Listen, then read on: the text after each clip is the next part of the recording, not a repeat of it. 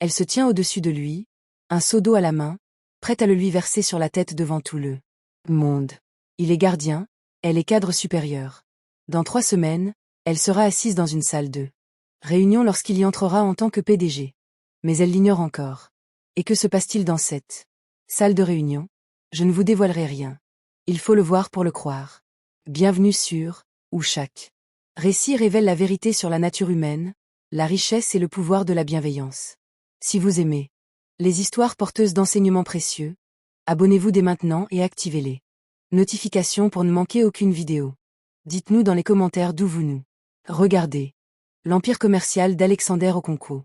70 étages de verre et d'acier qui se dressent à l'horizon, un monument à 3 décennies d'ambition dévorante. Et derrière ces murs, des centaines d'employés s'activent avec une précision d'horlogerie, bâtissant des fortunes, écrasant la concurrence et s'implantant dans 17 pays africains. Mais les empires, aussi brillants soient-ils, ont leur zone d'ombre. Et dans ces zones d'ombre, les secrets prolifèrent comme des bactéries dans une plaie non soignée. Au 70e étage, dans une salle de réunion où se prennent des décisions valant des milliards autour d'un café importé, un vieux lion s'apprête à céder son trône. Alexander Okonkwo.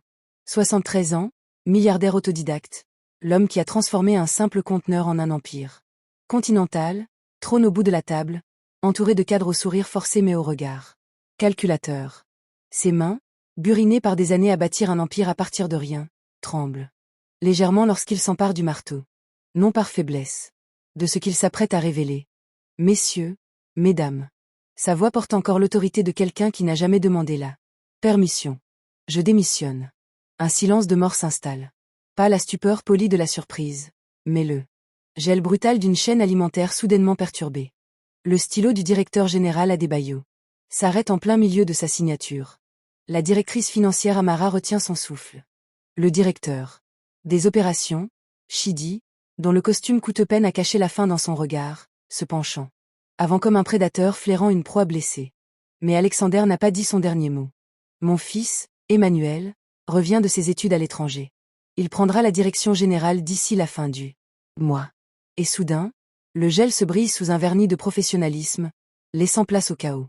Les applaudissements fusent, calculés et parfaits. Les félicitations affluent comme une poésie récitée à la perfection. Mais regardez leurs yeux. Et observez comment les doigts d'Adebayo tambourinent sur la table, mesurant déjà son influence grandissante. Observez comment Amara ajuste son foulard de créateur, son esprit réévaluant visiblement sa stratégie. Regardez les jeunes cadres échanger des points de vue qui trahissent un repositionnement, des opportunités, des perspectives d'évolution qui s'offrent à eux.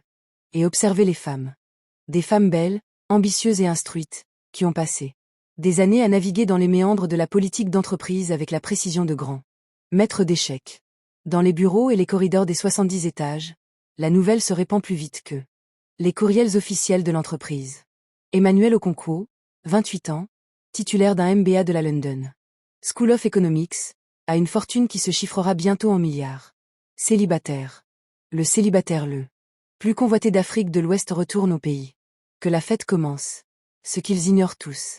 Ce qu'ils ne peuvent imaginer pendant qu'ils peaufinent leurs stratégies et leurs approches, c'est que le prince qu'ils s'apprêtent à impressionner est déjà là. Il est là depuis 3 jours. Et il observe tout.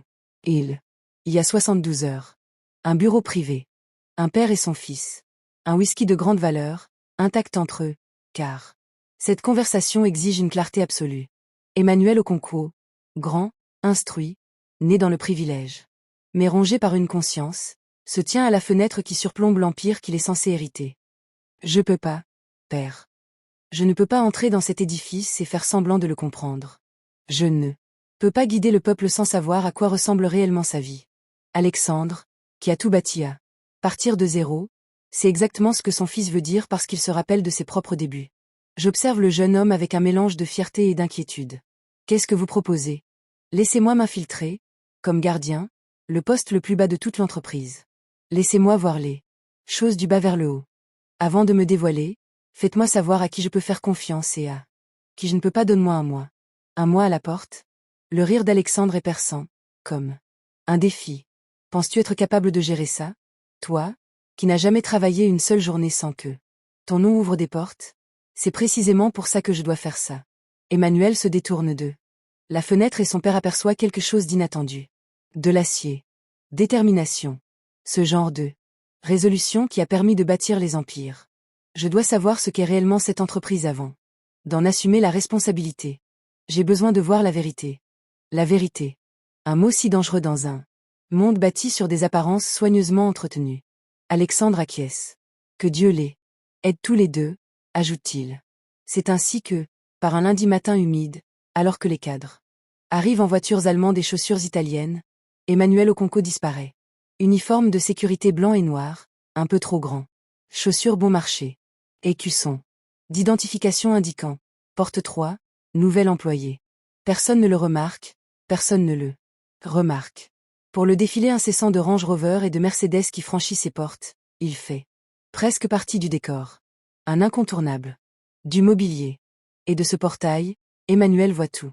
Il voit le responsable de la logistique, qui stationne illégalement tous les jours, bloquant l'entrée du personnel et forçant les employés subalternes à marcher une centaine de mètres de plus sous la pluie. Et il remarque qu'elle ne daigne même pas adresser un mot aux agents de sécurité qui finissent par déplacer les cônes pour elle. Pas un signe de tête. Pas un merci. Rien. Il voit les visages épuisés des préposés à l'entretien de nuit terminer leur cycle de 12 heures, invisibles aux yeux des cadres qui enjambent leur saut à serpillière, sans interrompre leur conversation téléphonique sur les prévisions trimestrielles. Il voit le personnel de cuisine, qui prépare des dîners gastronomiques pour l'étage de la direction, manger dehors sur des chaises en plastique, car l'accès à la cafétéria climatisée leur est interdit aux heures de pointe. Deux mondes. Un même immeuble. Séparés par les étages. Par les niveaux de salaire. Par quelque chose de plus insidieux que la simple richesse. Séparés par une absence totale de reconnaissance humaine élémentaire, il rencontre alors l'homme qui deviendra son cauchemar. Chidi, directeur des opérations. 42 ans. Goût de luxe, financé par des moyens douteux. Un homme qui a compris très tôt que la peur est plus efficace que le respect et qui a bâti toute sa philosophie de gestion sur ce principe. Il règne sur les ateliers comme un seigneur féodal, et tous, des chefs d'entrepôt aux équipes de maintenance, savent que s'opposer à Chidi, c'est se tirer une balle dans le pied, voire pire. Le 4e jour d'Emmanuel, Chidi apparaît à la porte. Lors de la relève. Pas pour une raison officielle, juste pour rappeler à tous ceux qui ont le pouvoir. Son regard parcourt l'équipe de sécurité avec un mépris non dissimulé, s'arrêtant sur le nouvel employé. Et quelque chose brille dans ses yeux. Quelque chose de gênant. Toi, la nouvelle. Quel est votre nom? Emmanuel, monsieur. Pas de nom de famille, juste Emmanuel. Vous avez fait des études supérieures. Ce n'est pas une question. Chidi a remarqué ce qu'il n'aurait pas dû remarquer, la posture. L'élocution, l'assurance que la pauvreté enlève généralement aux gens avant qu'ils n'atteignent ce niveau de position. Oui monsieur, j'ai un diplôme en. Je m'en fiche. Chidi s'approche, envahissant l'espace, affirmant sa domination. Je m'en fous que tu aies 10 diplômes. Ici, vous n'êtes rien. Vous ouvrez les portails, vous contrôlez les badges, vous dites « oui monsieur » et « non monsieur » et vous ne réfléchissez pas. Tu comprends? Chaque instinct d'Emmanuel crie à la colère, à la résistance, à la révélation de sa vraie nature et à la chute de ce petit tyran. Mais il avale sa fierté, sa colère, son identité. Oui monsieur, je comprends. Chidi s'éloigne, satisfait, mais pas tout à fait, car quelque chose chez ce gardien le dérange encore, et continuera de le perturber, jusqu'à devenir une obsession. Et ce soir-là, dans un resto chic de Victoria Island, Chidi retrouve sa partenaire à plus d'un titre. Ngozi, un haut fonctionnaire des finances, élégant, sophistiqué, d'une beauté qui coûte cher à entretenir. Elle ne parle pas de romance autour d'un verre de vin importé, elle parle de chiffres. Plus précisément, des chiffres qui ne collent pas tout à fait dans les rapports trimestriels. Parce qu'ils ont été soigneusement manipulés, détournés, voire occultés. Le vieux se retire, dit Chidi en remplissant son verre. Son fils prendra la relève dans quelques semaines. Voici notre fenêtre. Ngozi sourit, un rouge à lèvres impeccable sur des dents parfaites. La période de transition. Tout le monde est distrait, se repositionne, fait de la politique. Personne ne s'intéresse au véritable flux financier. Exactement. On fait nos derniers transferts maintenant, on efface nos traces pendant le chaos, et quand le nouveau PDG sera installé, oh, on sera intouchable. Ils trinquent à leur génie. Ah. Leur vol savamment orchestré, à l'empire qu'ils bâtissent au sein d'un empire. Ils ignorent tous deux l'arrivée du nouveau PDG. Qu'il observe, apprend, retient tout. Le jeu est lancé. Les pièces du casse-tête se mettent en branle, l'air agite la porte, témoin d'un empire bâti sur l'inégalité et maintenu par la peur. Les dirigeants corrompus préparent leur coup final. Les employés ambitieux se positionnent pour s'attirer les faveurs d'un prince qu'ils n'ont jamais rencontré. Et quelque part dans cette danse, complexe de tromperie et d'ambition, la vérité attend de se heurter au mensonge d'une manière qui fera tout voler en éclats. Car voici ce qu'Emmanuel est en train d'apprendre, ce que sa coûteuse éducation ne lui a jamais enseigné. On ne peut pas réparer un système qu'on ne comprend pas. On ne peut comprendre un système en le surveillant de haut en bas. Il faut commencer par la base, là où le poids de ce système écrase les gens au quotidien, là où se déroule la véritable histoire. Mais combien de temps un prince peut-il se faire passer pour un pauvre? Combien de temps avant que son secret soit découvert? Et que se passera-t-il lorsque ceux-là même qu'il tente de dénoncer décideront que ce gardien à l'assurance inhabituelle doit être éliminé avant qu'il ne devienne un problème? Emmanuel peut-il survivre 3 semaines sous couverture sans que son identité ne soit révélée? Les dirigeants corrompus vont-ils le détruire avant qu'il puisse les démasquer? Abonnez-vous dès maintenant, car la suite va vous surprendre. La 2e semaine arrive plus vite que prévu. Et Emmanuel est sur le point de découvrir que l'invisibilité a un prix insoupçonné. Tout commence par de petits détails. La façon dont Chidi apparaît soudainement au portail 3, 4, 5 fois par jour sans raison valable. La façon dont son regard s'attarde trop longtemps sur Emmanuel, cherchant quelque chose, soupçonnant quelque chose qu'il ne parvient pas à nommer. La peur est une drôle de bête. Parfois, il flaire l'intelligence avant même de comprendre pourquoi cette intelligence est dangereuse. Et, gardien. La voix de Chidi fend l'humidité matinale comme une lame. Le stationnement des cadres a besoin d'être nettoyé. Il y a des crottes d'oiseaux sur les voitures. Emmanuel lève les yeux de son poste. Monsieur, ce n'est pas mon. Vous refusez une mission? La menace plane, lourde et toxique. Autour d'eux, les autres agents de sécurité s'intéressent soudainement beaucoup à leurs souliers, leurs mallettes, à tout sauf à cette confrontation. Ils ont déjà vu ça. Ils savent comment ça finit. Non, monsieur. Emmanuel avale les mots qu'il veut dire et en ressent le goût amer. Je m'en occupe immédiatement. L'héritier d'un empire valant des milliards de dollars passe donc son mardi matin à nettoyer les excréments d'oiseaux sur des Mercedes et des BMW, tandis que Chidi, à l'ombre, observe la scène avec un sourire triomphant, comme s'il venait de rétablir l'ordre naturel des choses. Mais voilà, l'humiliation a ce pouvoir. Soit elle vous brise, soit elle vous révèle précisément qui sont vos ennemis. Emmanuel apprend. Vite. Cet après-midi-là, il voit ce que Chidi ne sait pas voir. Un camion de livraison arrive au quai de chargement. Procédure habituelle. Sauf que les documents ne correspondent pas à l'inventaire. Emmanuel a passé suffisamment de temps à étudier l'entreprise de son père pour repérer les incohérences. 300 unités enregistrées. 400 unités livrées. Il y a anguille sous roche. Et ces 100 autres unités, elles sont des fantômes. Elles n'existent pas sur papier, ce qui signifie que l'argent de leur vente n'existe pas non plus. Au moins, pas dans les comptes de l'entreprise. Il observe Chidi superviser personnellement le déchargement. Il le voit échanger un signe de tête avec le chauffeur.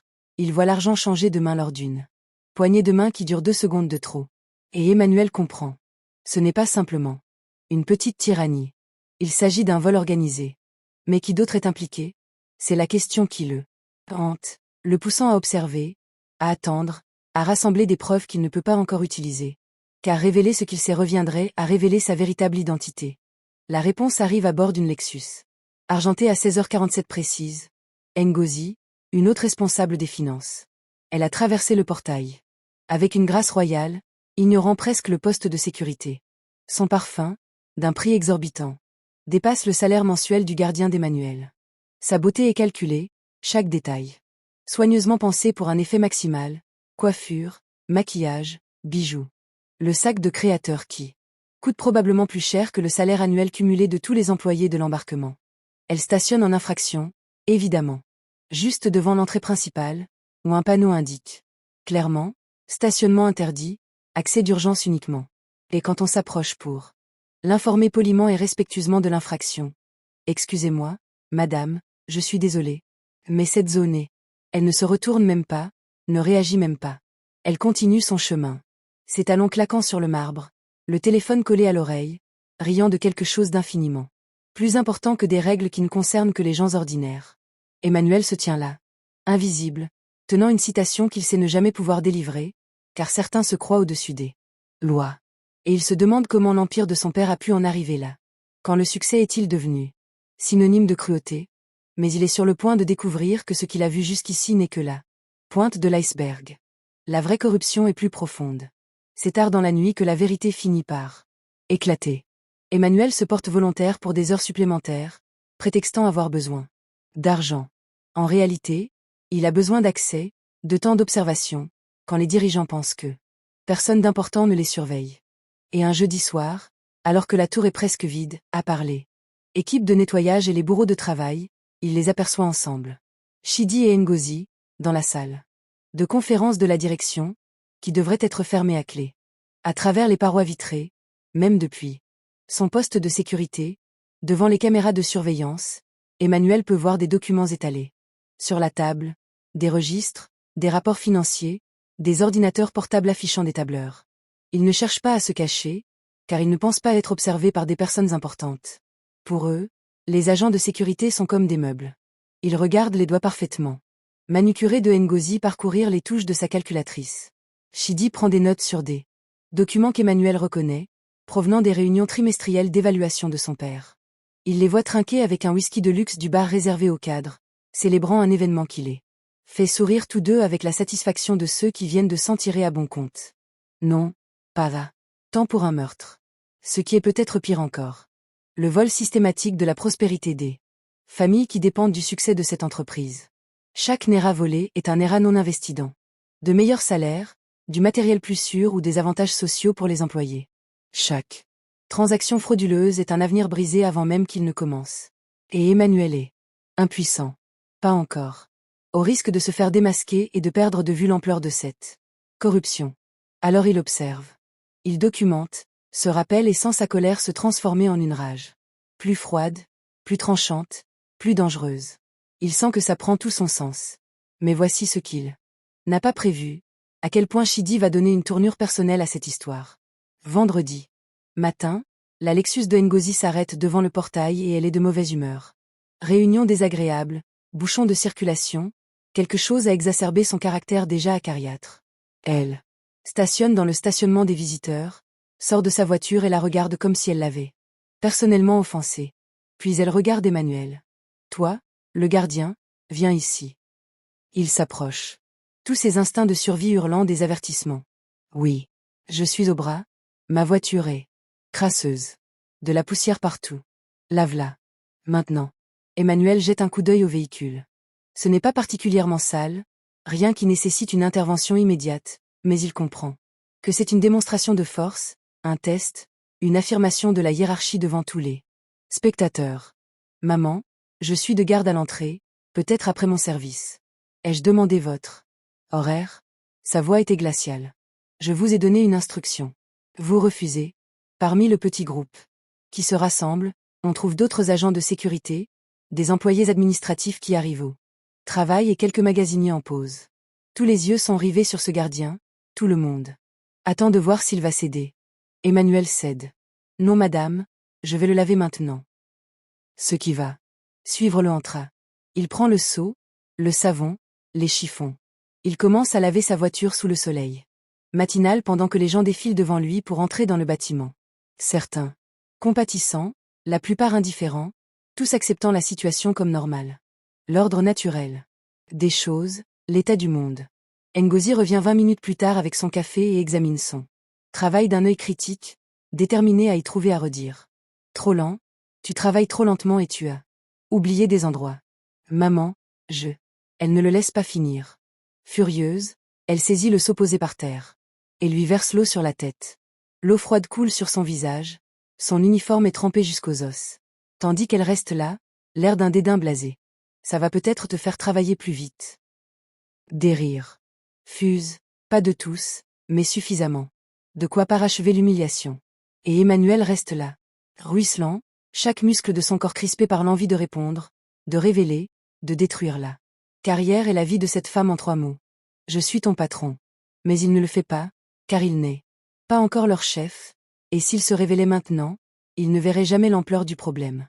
Alors il reste là, trempé et silencieux, tandis que Ngozi s'éloigne victorieuse et que la foule se disperse, oubliant déjà ce dont elle a été témoin, car les atteintes à la dignité sont si courantes qu'elle nie. Prête presque plus attention, sauf une personne qui ne s'en va pas. Une personne qui n'oublie pas. Elle est debout près de l'entrée, figée par l'incrédulité. Dans la trentaine, une tenue professionnelle. Sans marque de luxe, une beauté naturelle qui se passe d'artifice. Son badge indique « Service D. Achat, analyste principal ». Elle s'appelle Adana. Et son visage n'exprime pas la pitié, mais la rage. Une fureur justifiée et pure face à ce qu'elle vient de voir. Mais comme Emmanuel, elle avale sa colère. Elle n'a pas le choix. Car dans cette entreprise, ceux qui osent s'exprimer apprennent très vite que la justice est un luxe réservé aux puissants. Mais elle ne part pas. Elle attend que la voiture de Ngozi disparaisse, que la foule se disperse, puis elle s'approche avec une serviette qu'elle sort de son sac de sport. Là, elle l'attend simplement, sans flafla, sans mise en scène. C'était complètement inutile. Je suis désolé que vous ayez dû subir cela. Emmanuel prend la serviette, leurs regards se croisent pour la première fois, et quelque chose change dans l'univers, un changement imperceptible mais profond. Merci. Tu n'étais pas obligé de faire ça. Oui, je l'ai fait. Elle le dit comme si c'était la chose la plus évidente au monde. On appelle ça la simple décence humaine. Je sais que c'est rare par ici. Oui, mais certains d'entre nous la pratiquent encore. Il y a de l'acier dans sa voix, et aussi de la douleur, celle qu'on ressent à force d'assister à l'injustice trop souvent sans pouvoir l'arrêter. Emmanuel reconnaît cette douleur, car il la ressent lui-même. Je suis Adana, dit-elle en lui tendant la main comme à un égal, et non comme à un subordonné. Comme si sa position ne définissait pas sa valeur. Mais il lui serre la main et, pour la première fois depuis son entrée incognito dans cet édifice, il se sent considéré comme un être humain à part entière. Eh bien, Emmanuel, bienvenue chez Alexander. Okonkwo Enterprises, où l'on prône l'excellence, mais où la cruauté est de mise. Son sourire est amer, plein de préjugés. Je dirais que ça s'arrange, mais je mentirais. Elle part avant que quiconque ne remarque que leur interaction s'est prolongée, avant qu'elle ne devienne une marque indélébile pour eux deux.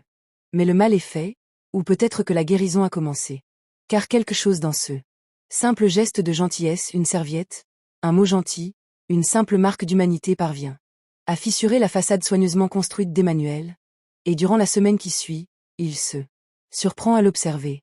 Au début, ce n'était pas intentionnel, je remarquais simplement, chaque matin, à son arrivée, comment elle saluait l'équipe de sécurité par leur nom, comment elle tenait la porte au personnel de nettoyage, comment elle disait « s'il vous plaît » et « merci » à des gens qui avaient oublié la prononciation de ces mots. Un matin, elle lui a apporté un café, rien d'extraordinaire, juste celui de la cafétéria, mais elle lui a apporté 2 tasses et s'est assise avec lui pendant sa pause. Comme si c'était la chose la plus naturelle au monde. « T'es différent », a-t-elle dit sans préambule. « Tu n'as rien à faire ici. » Le cœur d'Emmanuel s'arrête. Est-ce qu'elle le sait? A-t-elle compris? Et qu'est-ce que tu veux dire? Vous êtes instruite, probablement surqualifiée. Je suppose que vous travaillez ici parce que le marché du travail est impitoyable et qu'il faut bien payer les factures. Elle sirote son café en regardant le flot de chars du matin traverser les grilles. Mais vous ne resterez pas. Des gens comme toi, avec ton intelligence et ta présence, tu progresseras ou tu partiras. Ici, les gens de valeur ne restent pas, ils les brisent ou les font fuir. Et toi? Demande Emmanuel, sincèrement. Curieux. Pourquoi tu restes? Son rire est doux, triste. Parce que j'ai des prêts étudiants colossaux. Comme le prix d'une voiture de luxe. Parce que les frais médicaux de ma mère ne se règlent pas tout seul. Parce que l'économie est ce qu'elle est. Et ce travail, malgré ses aspects toxiques, offre des avantages et une certaine stabilité. Elle se tourne alors vers lui, et ses yeux, empreints d'une sagesse ancestrale forgée par la souffrance, résonnent encore. On fait tous des compromis pour survivre. Emmanuel, le plus difficile est de ne pas laisser ces compromis te détruire. Au fil des jours, leurs liens se renforcent grâce à des conversations volées, des observations partagées, la solidarité discrète de 2 personnes qui, face à la même injustice, ne peuvent détourner le regard. Elle lui parle de son rêve de créer un jour son propre cabinet conseil, un lieu de travail où les gens comptent vraiment.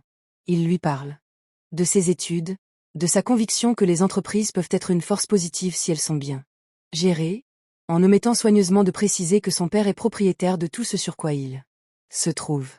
Et quelque part entre les salutations matinales et les discussions philosophiques sur le leadership et l'intégrité, quelque chose d'inattendu commence à se développer. Quelque chose qui n'a rien à voir avec la stratégie ou la position, mais tout à voir avec la reconnaissance. Une âme qui reconnaît une âme. Une vérité qui reconnaît la vérité. Ce qui rend la suite d'autant plus difficile. C'est un mercredi après-midi quand le piège se referme. Emmanuel fait l'inventaire à l'entrepôt, une autre tâche dégradante confiée par Chidi, lorsqu'il remarque un manifeste de livraison qui ne correspond pas au contenu réel. Il s'apprête à prendre des notes quand Chidi apparaît, flanqué de 2 agents de sécurité qu'Emmanuel ne reconnaît pas. Tiens, qu'est-ce qu'on a là? La voix de Chidi est théâtrale, comme s'il jouait la comédie. J'ai reçu un rapport indiquant que notre nouveau gardien volait dans l'inventaire. Et regardez, le voilà, dans l'entrepôt pendant son service, en train de consulter des manifestes auxquels il n'a pas accès. La mise en scène est tellement flagrante que sang. Et presque insultant. Monsieur, j'étais affecté à... Vous me traitez de menteur? Chidi s'approche, envahissant son espace, dégageant une menace palpable. Ses superviseurs témoigneront de vous avoir vu cacher des objets dans votre sac. Videz-le. Immédiatement. Le sac d'Emmanuel ne contient que son lunch et ses gants de travail, mais il perçoit le calcul dans le regard de Chidi, voit l'un des superviseurs glisser quelque chose de petit dans sa main et comprend aussitôt. Ils vont fabriquer de fausses preuves, le faire accuser de vol, se débarrasser définitivement des 2 gardiens futés, et il ne pourra pas se défendre sans tout avouer. Soudainement, une voix déchire l'entrepôt comme un rasoir. Arrêtez. Quoi que vous soyez sur le point de faire, arrêtez-vous immédiatement. Adana, debout à l'entrée de l'entrepôt, téléphone à la main, enregistre tout. Ses mains tremblent, mais sa voix est d'acier. Je t'observe, Chidi. J'ai vu comment tu t'en prends à certains employés, comment tu fabriques des accusations. J'ai commencé à le documenter il y a 2 mois, après que vous ayez fait la même chose à quelqu'un du service des achats. Cette fois, j'étais prêt. Le silence se fait dans l'entrepôt. Tous les présents comprennent la gravité de la situation. Un employé vient de défier publiquement un supérieur, enfreignant la règle tacite qui interdit de remettre en question ses supérieurs. Le visage de Chidi, d'abord sûr de lui, se crispe. Vous m'enregistrez sans permission? C'est une violation du règlement intérieur, Adana. Je pourrais te faire congédier pour ça. Alors, licenciez-moi. Elle ne raccroche pas. Mais cette vidéo est déjà sauvegardée sur 3 services infonuagiques différents, et si je suis licencié, elle sera transmise directement au RH, au conseil d'administration et à Alexander Okonkwo lui-même. Alors, posez-vous la question, est-ce que le renvoi d'un seul agent de sécurité justifie une telle exposition? Pendant un long moment, le silence se fait. L'entrepôt est devenu une scène, et tous les présents savent qu'ils assistent à un événement qui alimentera les rumeurs de l'entreprise pendant des semaines. Chidi recule, mais sa retraite est imprégnée de venin. C'est pas fini, Adana. Loin de là. Vous venez de faire une très grave erreur. Il s'en va, emmenant avec lui ses supérieurs corrompus, et Emmanuel peut enfin respirer. Mais quand il regarde Adana, il comprend le prix que son courage vient de lui payer. Elle tremble, le téléphone lui échappe presque des mains, la réalité de son acte la frappant de plein fouet. Tu n'étais pas obligé de faire ça, murmure Emmanuel. Tu n'aurais pas dû te mettre en danger pour... Pourquoi? Pour un gardien? Elle le coupe. Et maintenant, des larmes de colère lui montent aux yeux. Vous êtes un être humain, Emmanuel. Une bonne personne. Et j'en ai tellement marre de voir des gens bien se faire détruire par des harceleurs. J'en ai tellement marre de me taire. Mais maintenant, il va s'en prendre à toi. Tu le sais. Laisse-le faire. Mais sa voix se brise sur ces mots, car elle sait exactement ce qui arrive à ceux qui contestent l'ordre établi. Ce soir-là, alors qu'ils marchent ensemble vers le portail, Emmanuel est en proie à des émotions qu'il n'avait jamais ressenties dans sa vie privilégiée. Gratitude, culpabilité et quelque chose de plus profond qu'il n'arrive pas à nommer. Cette femme a tout risqué pour lui, pour un gardien qu'elle connaît à peine, car son sens moral l'empêchait de rester les bras croisés face à l'injustice. Combien de personnes dans sa vie en auraient fait autant? Et tandis qu'ils arrivent sur place, sous la lueur ambrée des projecteurs de sécurité, Emmanuel se surprend à se poser une question qui jaillit d'un lieu plus profond que la stratégie, plus profond que sa mission d'infiltration. Adana, pourrais-tu t'imaginer avec quelqu'un comme moi, un gardien, Quelqu'un qui part de rien. Elle arrête, se tourne vers lui, et dans ses yeux, il voit quelque chose qui lui glace le sang. Pas de pitié. Pas de charité. Quelque chose d'authentique. Emmanuel, les titres m'importent peu. Ce qui m'importe, c'est le caractère. Vous êtes instruit, vous êtes intelligent, vous êtes travailleur. Ce n'est pas rien. C'est tout. Elle prend sa main et le geste est si simple, si profond. Nous partons de là où nous sommes. On bâtit à partir de là. Tu ne seras peut-être pas gardien toute ta vie. Je peux peut-être t'aider à trouver des opportunités. Ensemble, on pourrait peut-être bâtir quelque chose de plus grand que chacun de nous pourrait faire. Tout seul. Mais la lutte, insiste-t-il, a besoin d'entendre ça, a besoin de savoir. Les sacrifices. Les années que ça pourrait prendre. Alors on fait des sacrifices. Alors nous luttons. Alors on bâtit notre empire, un jour à la fois. Son sourire est intense, sûr de lui, magnifique. Je n'ai jamais eu besoin de quelqu'un de riche, Emmanuel. J'ai besoin de quelqu'un d'authentique. Quelqu'un qui me voit tel que je suis. Quelqu'un pour qui ça vaut la peine de se battre. Es-tu cette personne-là? Et là, sous les projecteurs de l'empire de son père, déguisé en parfait inconnu, Emmanuel tombe éperdument. Amoureux de la première personne qu'il ait jamais appréciée pour autre chose que son nom. Mais, dans ce genre d'histoire, l'amour a un prix. Lundi matin, Adana est convoquée par les ressources humaines et suspendue le temps d'une enquête pour enregistrement non autorisé de conversation. Du personnel et violation des règles de confidentialité. Le discours officiel est froid, professionnel, conçu pour paraître raisonnable, mais chacun sait ce qu'il en est réellement. Une vengeance pure et simple. Chidi et Ngozi ont riposté et se sont assurés que la punition soit publique, un avertissement à quiconque oserait s'exprimer. Emmanuel apprend la nouvelle par les autres agents de sécurité, sans quelque chose en lui se fissurer, puis se briser complètement. Il a été témoin de corruption, il a documenté des vols, il a subi des humiliations. Mais voir une bonne personne souffrir pour l'avoir défendu, voir la femme qu'il aime payer le prix de son expérience, c'est la limite, c'est la queue. L'enquête sous couverture s'arrête et qu'autre chose commence. Il sort son téléphone et compose un numéro qu'il n'a pas utilisé depuis 3 semaines. Père, dit-il doucement, convoquez une réunion du conseil d'administration, il est temps. Car parfois, le seul moyen de réparer un système défaillant est de se dévoiler et de le détruire de l'intérieur. Parfois, observer en silence ne suffit pas, parfois, il faut s'exposer au grand jour, revendiquer son pouvoir et le manier comme l'épée de justice qu'il a toujours été destiné à être. Le jeu du gardien est terminé, l'heure des comptes a sonné. Mais voici la question qui devrait terrifier tous ceux qui ont fait de cette entreprise leur terrain de jeu cruel. Qu'est-ce qu'un homme fait lorsqu'il a vu le pire de vous-même, documenter chaque crime, identifier chaque coupable et qu'il possède désormais l'autorité morale et le pouvoir institutionnel nécessaire? Pour tout changer, un seul homme peut-il démanteler un empire de corruption en une seule réunion de conseil d'administration? La justice triomphera-t-elle ou le pouvoir corrompra-t-il même? Les intentions les plus pures? Abonnez-vous dès maintenant, car la suite vous réconciliera avec le karma. C'est mardi matin, 9h47. La salle de réunion du 70e étage se remplit de visages familiers. Mais quelque chose cloche. Les dirigeants le ressentent dès leur entrée. Alexander Okonkwo est assis au bout de la table, mais son expression trahit une menace, une fatalité. À côté de lui, une chaise vide. Attend, comme un trône se préparant à accueillir son roi. Chidi entre, vêtu d'un complet sur mesure. Impeccable, ses boutons de manchette en diamant scintillant au soleil. Il est intouchable, n'a-t-il pas écrasé cet employé gênant? N'a-t-il pas consolidé son poste? Ngozi entre, élégante comme toujours. Sa robe de créateur coûtant plus cher que 6 mois de salaire pour la plupart des gens. Ils prennent place avec l'assurance de ceux qui n'ont jamais eu à se tirer d'affaire. Mais soudain, la porte s'ouvra. Nouveau et tous les mensonges soigneusement élaborés commencent à s'effondrer. Il entre, vêtu d'un complet qui coûte probablement plus cher qu'une voiture de luxe, les cheveux parfaitement coupés, l'allure dégageant une autorité naturelle. Les cadres le dévisagent, cherchant à le reconnaître. Puis leur visage se transforme.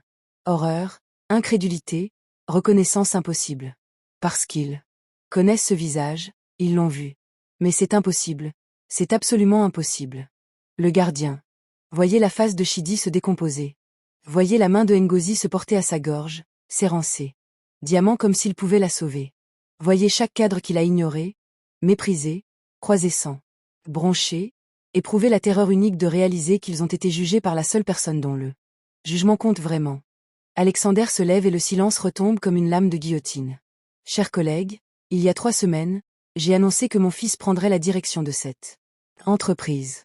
Vous aviez hâte de le rencontrer. La vérité, c'est que vous l'avez déjà. Chacun d'entre vous. Il montre le jeune homme à côté de lui. Voici Emmanuel Okonkwo, votre nouveau PDG. Bien que la plupart d'entre vous le connaissent mieux comme le gardien de la porte 3. Le choc est brut, certains cadres sont abasourdis, d'autres se fichent complètement. Mais Chidi et Ngozi, eux, sont déjà en train de faire les calculs, de comptabiliser chaque crime, chaque cruauté, chaque nerf à voler, comprenant avec une lucidité implacable que c'est la fin pour eux. Et Emmanuel s'avance, et lorsqu'il prend la parole, sa voix porte le poids de celui qui a acquis son autorité par la souffrance. Pendant 3 semaines, j'étais invisible pour la plupart d'entre vous, un gardien, rien. Et de cette position, j'ai tout vu, la corruption, la cruauté, les abus systématiques infligés à ceux qui ne pouvaient se défendre. Son regard parcourt la pièce, s'arrêtant sur des visages qui ne peuvent soutenir le sien. Mais j'ai aussi vu autre chose, j'ai vu que le caractère se révèle le plus clairement dans la façon dont on traite ceux qui ne peuvent absolument rien faire pour nous. Il fait une pause, laissant le silence s'installer jusqu'à devenir insoutenable. Chidi et Ngozi se lèvent. Ils ne bougent pas, ils ne peuvent pas bouger. La terreur les a pétrifiés. Les agents de sécurité entrent dans la salle de réunion et tout à coup, la réalité les frappe de plein fouet. Ce n'est pas un cauchemar dont ils peuvent se réveiller. C'est bel et bien en train de se produire. Vous êtes tous les deux suspendus immédiatement, en attendant une enquête criminelle pour détournement de fonds, fraude et abus de pouvoir. Les experts comptables ont déjà mis au jour vos compagnies écrans, vos factures falsifiées et 5 ans de vol systématique. Emmanuel n'a pas besoin de protester. Vous avez volé des familles, vous avez humilié des personnes. Sans défense pour vous divertir, vous avez bâti votre empire sur la cruauté. Il se penche en avant et ses paroles suivantes sont cinglantes. Maintenant, regardez à quelle vitesse les empires bâtis sur le vol s'effondrent. Sécurité, faites-les sortir. Chidi essaie de parler, de négocier, de menacer, mais quel moyen de pression le criminel a-t-il démasqué? Le calme imperturbable de Ngozi s'effondre, les larmes détruisent son maquillage, la femme qui a aspergé d'eau un gardien se noie désormais dans sa propre ruine. Alors qu'ils sont escortés hors de la salle en disgrâce, un silence suffocant règne dans la salle de réunion, chacun se demandant « Que sait-il de moi ?» Mais Emmanuel n'en a pas fini. J'ai besoin d'Adana du service des achats, veuillez la faire venir. La confusion règne parmi les cadres. Qui? Pourquoi une employée de niveau intermédiaire suspendue serait-elle convoquée ici? Mais quand Adana entre, persuadée d'être sur le point d'être congédiée, toujours sans comprendre pourquoi on l'a convoquée dans la salle de réunion, l'attitude d'Emmanuel se transforme complètement. Sa sévérité s'estompe, laissant place à une attitude plus douce, plus authentique. Adana, il y a 3 semaines, t'as fait quelque chose de remarquable. Quand j'étais une inconnue, quand j'étais invisible, tu m'as vu comme un être humain. Tu m'as apporté un café, tu m'as parlé avec respect, tu as traité un gardien comme s'il comptait. Sa voix se brise légèrement et tout le monde l'entend, l'émotion, la gratitude. Et quand vous avez été témoin d'une injustice, quand vous avez vu la corruption sans prendre à une personne sans défense, vous avez tout risqué. Vous vous êtes levé. Vous avez recueilli des preuves. Vous m'avez défendu alors qu'il aurait été plus sûr de détourner le regard. Les yeux d'Adana se remplissent de larmes, ses mains tremblent. Emmanuel, je ne savais pas exactement. Tu ne savais pas qui j'étais. C'est ce qui a rendu la chose réelle, c'est ce qui lui a donné de l'importance. Il prend une inspiration, et ses prochains mots changeront sa vie à jamais. Votre suspension est levée. Vous êtes nommée directrice de la culture et de l'éthique des entreprises, avec effet immédiat, et vous me serez directement rattaché. Votre mission est de m'aider à rebâtir cette entreprise pour qu'elle soit digne de ses employés. Créer une culture où le caractère prime sur le poste. Ou bien agir. N'est pas sanctionné. Il lui tend la main. Veux-tu m'aider? L'assistance observe sa main se prendre dans la sienne, leurs regards se croiser, et tout le monde comprend que leur relation dépasse le simple cadre professionnel. Il s'agit de 2 êtres qui se sont trouvés quand les barrières sociales ont disparu. Qui a bâti quelque chose de réel à partir de rien. Qui a prouvé que les plus grands trésors ne se mesurent pas à l'argent, mais au courage et à l'intégrité. Oui, murmure-t-elle, oui, je t'aiderai. Et la transformation commence. Au cours des mois suivants, le changement se propage à tous les étages. Dans tous les services, dans tous les recoins de l'Empire. Des poursuites pénales sont intentées contre Shidi et Ngozi. Des millions volés, des carrières brisées, justice enfin rendue. Mais surtout, les mentalités évoluent. Systèmes anonymes de signalement des abus. Visite sur le terrain du PDG. Emmanuel visite chaque niveau hiérarchique, apprend les noms et écoute les préoccupations. Augmentation des salaires du personnel de soutien. Ouverture de la cafétéria à tous. De petits changements qui annoncent quelque chose d'immense. Ici, chacun compte. Adana prouve chaque jour que sa promotion était méritée, en mettant en place des structures de responsabilisation et en jetant les bases éthiques qui auraient dû guider l'entreprise dès le départ. Ensemble, ils démontrent qu'un leadership basé sur le respect plutôt que sur la peur est non seulement plus agréable, mais aussi plus performant. La productivité s'envole, l'innovation s'épanouit et la loyauté se développe. Un soir, tard, après une autre longue journée de reconstruction, Emmanuel trouve Adana toujours à l'œuvre. Tu m'as déjà dit qu'on pourrait bâtir un empire ensemble si on partait de quelque part. T'avais raison. Ce qu'on bâtit maintenant, cette culture de l'intégrité, c'est ça l'empire qui compte. Vraiment. Leur baiser conclut une histoire née de la bienveillance et qui a mené à une véritable transformation. 6 mois plus tard, lors d'un gala célébrant des profits records et la reconnaissance du secteur, Emmanuel révèle à des centaines d'employés une vérité essentielle. Les plus belles choses de la vie se révèlent lorsqu'on se départit de son statut. Le caractère compte plus que la position, et le courage d'une seule personne peut bouleverser un système entier. À ses côtés se tient Adana, la preuve vivante que traiter les autres avec dignité n'est pas seulement un devoir moral, c'est aussi ainsi qu'on découvre les vrais trésors de la vie. Alors, voici ce dont j'ai besoin de vous maintenant. Laissez un commentaire ci-dessous et dites-moi, avez-vous déjà vu quelqu'un faire preuve de gentillesse envers une personne qui semblait insignifiante? Ou peut-être étiez-vous cette personne ignorée et invisible, jusqu'à ce que quelqu'un vous remarque enfin? Partagez votre histoire, car ces moments comptent. Ils changent des vies. Et si cette histoire vous a rappelé ce qu'est un véritable leadership, si elle vous a incité à repenser votre façon de traiter les autres en l'absence de témoins important, alors abonnez-vous et partagez-la avec quelqu'un qui en a besoin. Car les empires bâtis sur la peur finissent toujours par s'effondrer. Mais les empires bâtis sur l'intégrité, ceux-là, durent éternellement. Quel genre d'empire êtes-vous en train de bâtir?